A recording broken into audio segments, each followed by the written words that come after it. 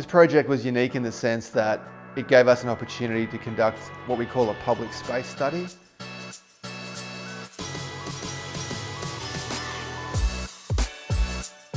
Public space studies are based on observation work. They give us an insight into who's using a place, how long people are spending there, how they're accessing it, where they're going to, where they've come from, where they've parked, have they caught public transport there, etc. So there's a lot of complex elements involved in studying people in a public space. And this opportunity that came along allowed us to really gather a great amount of data to feed back into the next stages of the project.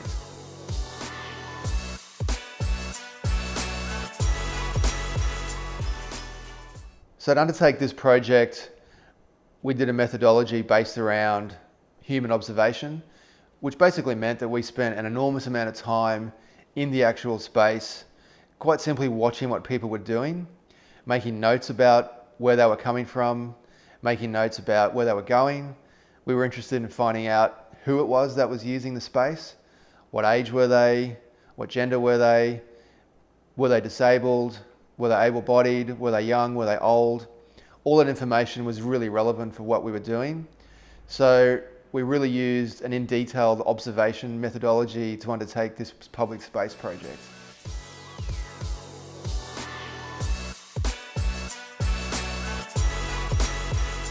So the whole purpose of gathering all this information and creating this really detailed analysis and report was because we were about to undertake what we call a wayfinding signage program in this space.